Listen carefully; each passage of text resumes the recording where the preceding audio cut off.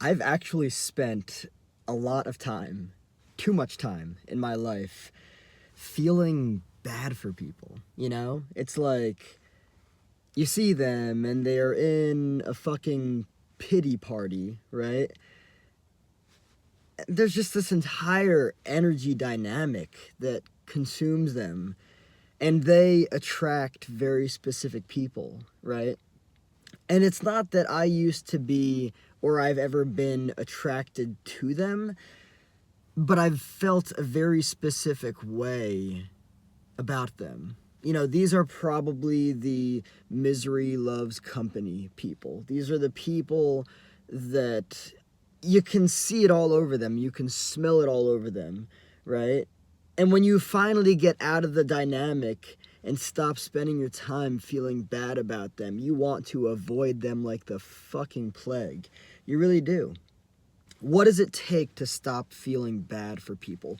Why does a person feel bad for another person or other people? Why should a person feel bad for another person or for other people?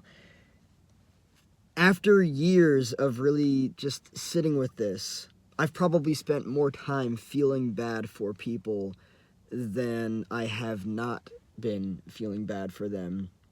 And when I say that, I'm not trying to make myself out to be somebody who is better than anybody else. I'm not. But I have watched people's lives get progressively fucking worse. Just like choosing terrible decision after terrible decision after like over and over and over again. It's like it's almost as if the universe has something out for them, but I'm not going to say that it doesn't, because the universe has a very interesting way of giving us the same fucking thing over and over and over again until we finally open our eyes, and that's a very real thing. But in all this time that I've spent, because I've been thinking about this a lot lately, I've been thinking about like, oh, well, maybe I should give this person or that person another chance. You know, maybe they've changed. Oh, I just feel bad for them. You know, they've been through so much and they deserve a break. You know, like, as we grow, as we get older, as we evolve, as we mature, you know, we have the capacity to choose better for ourselves, to do better for ourselves. And don't get me wrong, I understand that some people's circumstances just seem to consistently suck. But it also has to do with the fucking choice they're making, right? You can choose to not eat the thing that's not good for you. You can choose to start off by doing some minimal exercise if you can't do the hardest fucking thing out there. You can start somewhere. You can choose better for yourself, right? Now, don't get me wrong, there are some instances, there are some situations where people are just so fucking blindly manipulated that it's almost as if it's impossible for them to get out of their situation. But I do believe that they can choose better for themselves. The main message of this video basically originates from me looking at myself and looking at how I've lived my life, looking at how I've looked at people, right? And seeing that I have consistently felt bad for people, and that has actually changed my life in what I would argue to be, I'm not going to say right or wrong or good or bad, what I'm going to say is an unhealthy way, right? Because here's the way that I see it. Take a person, right? You decide to feel bad for them because you see their life situation and it looks pretty fucking awful, right? You can choose to do one of two things. You can choose to not do anything about it because it is not your responsibility, and quite honestly, you are not a bad person for not doing anything about it. I'll say that again. You are not a bad person for not doing anything about somebody else's life, especially if somebody else is a full-grown adult and they are actually capable of taking care of themselves, which most people in these kinds of situations are. Meanwhile, of course, many people are exceedingly emotionally immature And it's as if they're consistently regressed back to a childlike state, right? They're just like, I don't know, they're like helpless, like they can't take care of themselves, right? One, it's not my responsibility, it's not your responsibility, it's not that person's responsibility, nobody's, right? If a person is an adult, they are capable of taking care of themselves.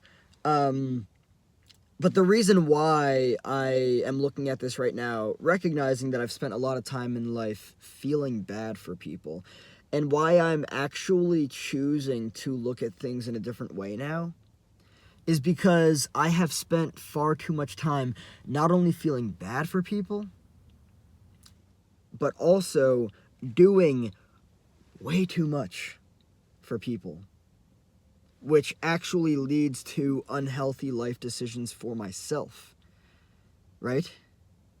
And so that's the thing, too. These people that I feel bad for and that I end up doing things for, there is at least one common theme amongst all of them. They don't have healthy boundaries. If a person doesn't have healthy boundaries, it's likely that they're not going to make healthy, wise, conscious decisions for themselves, right? And not only that, but they're also going to attract people like the way that I used to be, that easily feel bad for people like them, that then easily choose to overstep, because they have permeable boundaries, overstep and do exceedingly way too much for that person, right? Which becomes on the level of like caretaking, like excessive caretaking, like doing things for them as if they are a toddler and they are incapable of taking care of themselves.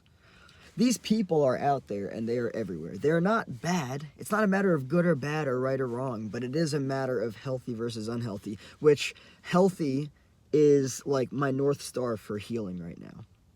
I'm really trying to do, I'm not trying to do the best I can. I'm pushing myself to do what's required to maintain a healthy mindset, set healthy boundaries and all of that stuff. But people that consistently live in this pity party, and they want people to feel bad for them because they know that these people that do feel bad for them have a lot to give. They don't have healthy boundaries, and they do give all of that, and they don't want those people to stop giving, because that is exactly what creates the life that they get to have, even though they're a fucking sob story, right? So when you stop feeling bad for people, if you are consistently used to feeling bad for people and also overextending yourself, it's going to feel weird to stop feeling bad for people. And also, not only that, but it also, for people, like empaths, like people pleasers, codependents and everything, it fulfills something inside of a codependent.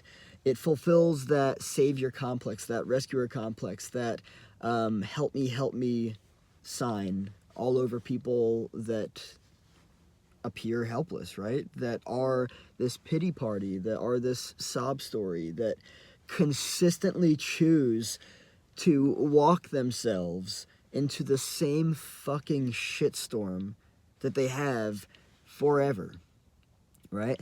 I don't want that. I can't imagine that you want that. I don't want to spend my life feeling bad for people. In fact, I actually want to get people that I feel bad for as far away from me as possible. And I understand that when I say that, I might sound indecent. But listen, and I can imagine that a lot of people here have probably experienced this before. How often have you ever found yourself in a situation with a person like this, right? A person who seems helpless, it seems like they can't take care of themselves, you feel bad for them, and you feel like you just need to do something for them, right? But then, at some point down the line, you wake up and you think to yourself, I really wish I never met this person in my entire life. My life is spiraling out. This is absurd. It needs to fucking stop. Obviously, I'm here because I have fucking permeable boundaries, and this person just takes and takes and takes and takes and takes, and every single fucking approach with them is just another fucking sob story. It never fucking ends. Yeah, that's not fun. And then the more decisions that you make within that situation in those types of relationships, the worse your life gets. Simply because you don't have healthy boundaries, simply because you give exceedingly way too much to these people that just seem like it's never enough, and that they need to have their hand held through every single fucking situation in life. Yeah, no thanks. I'll pass on that. So it's probably going to feel weird at first because you're not getting what you're used to, and they're trying to pull you back into the dynamic when you try to leave.